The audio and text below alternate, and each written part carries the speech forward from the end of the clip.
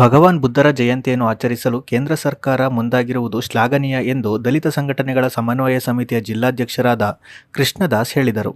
ನಗರದಲ್ಲಿಂದು ಸುದ್ದಿಗಾರರೊಂದಿಗೆ ಮಾತನಾಡಿದ ಅವರು, ಬುದ್ಧ ಎಂದರೆ ಬೆಳಕು ಅಥವಾ ಜ್ಞಾನ.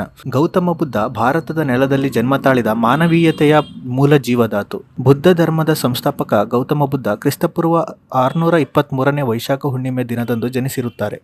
ತಮ್ಮ 29ನೇ ವಯಸ್ಸಿನಲ್ಲಿ ಸಾಂಸಾರಿಕ ಜೀವನ ಸಂಪತ್ತು, ರಾಜ್ಯಾಧಿಕಾರ ತೊರೆದು ತಮ್ಮ 35ನೇ ವಯಸ್ಸಿನಲ್ಲಿ ಜ್ಞಾನೋದಯ ಪಡೆದಿರುತ್ತಾರೆ ಎಂದು ವಿವರಿಸಿದರು. ಹಳ್ಳಿ ಹಳ್ಳಿಗೆ ನಾವು ಹಲವಾರು ಬುದ್ಧರ ವಿಚಾರಗಳನ್ನ ಕೈಪಿಡಿ ರೂಪದಲ್ಲಿ ನಾವು ತಲುಪಿಸಿದ್ದೀವಿ, ವಿಚಾರ ಸಂಕಿರಣ ಮೂಲಕ ನಾವು ತಲುಪಿಸಿದ್ದೀವಿ. ಈಗ ಸರ್ಕಾರನೇ ಮಾಡ್ತಾ ಇರ್ತಕ್ಕಂಥ ಈ ಒಂದು ಕಾರ್ಯಕ್ರಮದಲ್ಲಿ ನಾವು ಕೂಡ ಮೊಟ್ಟ ಮೊದಲ ಬಾರಿಗೆ ಇದರಲ್ಲಿ ಭಾಗವಹಿಸ್ತಾ ಇದ್ದೀವಿ. ನಿಮ್ಮ ಮೂಲಕ ನಾವು ನಮ್ಮ ಎಲ್ಲ ಯಾವುದೇ ಒಂದು ಜಾತಿಗಲ್ಲ ಬುದ್ಧ, ಯಾವುದೇ ಒಂದು ವರ್ಗಕ್ಕೆ ಸೀಮಿತ ಅಲ್ಲ. ಬುದ್ಧ ಎಲ್ಲರಿಗೂ ಬೇಕಾದಂಥವ್ರು, ಪ್ರತಿ ಮಾನವ ಜೀವಿಗೂ ಬೇಕಾದಂಥ ಅವರ ಬೋಧನೆಗಳು, ಆದರ್ಶಗಳು ಎಲ್ಲರಿಗೂ ಬೇಕಾಗಿದೆ. ಆದ್ದರಿಂದ ನಾವು ಯಾರು ಬುದ್ಧರ ಅನುಯಾಯಿಗಳಿದ್ದಾರೆ, ಬುದ್ಧನ ಅಭಿಮಾನಿಗಳಿದ್ದಾರೆ, ಮತ್ತು ಹಲವಾರು ನೋವು ದುಃಖ ಇದರಿಂದ ಬಳಲ್ತಾ ಇರ್ತಕ್ಕಂಥ ಹಲವಾರು ಸಮುದಾಯಗಳಿದ್ದಾವೆ, ಜನಗಳಿದ್ದಾರೆ. ಅವರೆಲ್ಲರಿಗೂ ಮಾರ್ಗದಾತ ಯಾರು ಅಂತ ಅಂದರೆ ಮುಕ್ತಿದಾತ ಅಲ್ಲ, ಬುದ್ಧ ಮಾರ್ಗದಾತ, ದಾರಿ ತೋರಿಸಿದ್ದಾರೆ. ಈ ದಾರಿಯಲ್ಲಿ ಹೋಗಿ ಅಂತ, ಆ ದಾರಿಯಲ್ಲಿ ಒಂದು ಸಣ್ಣ ಹೆಜ್ಜೆಯನ್ನು ಇಡೀ ನಮ್ಮ ರಾಜ್ಯದಲ್ಲಿ, ದೇಶದಲ್ಲಿ ಎಲ್ಲರೂ ಇಡ್ತಾ ಇದ್ದಾರೆ. ಭಗವಾನ್ ಬುದ್ಧರ ಜಯಂತಿಯನ್ನು ಆಚರಿಸಲು ಕೇಂದ್ರ ಸರ್ಕಾರ ಮುಂದಾಗಿರುವುದು ಶ್ಲಾಘನೀಯ ಎಂದು ದಲಿತ ಸಂಘಟನೆಗಳ ಸಮನ್ವಯ ಸಮಿತಿಯ ಜಿಲ್ಲಾಧ್ಯಕ್ಷರಾದ ಕೃಷ್ಣದಾಸ್ ಹೇಳಿದರು. ನಗರದಲ್ಲಿಂದು ಸುದ್ದಿಗಾರರೊಂದಿಗೆ ಮಾತನಾಡಿದ ಅವರು, ಬುದ್ಧ ಎಂದರೆ ಬೆಳಕು ಅಥವಾ ಜ್ಞಾನ. ಗೌತಮ ಬುದ್ಧ ಭಾರತದ ನೆಲದಲ್ಲಿ ಜನ್ಮ ತಾಳಿದ ಮಾನವೀಯತೆಯ ಮೂಲ ಜೀವಧಾತು.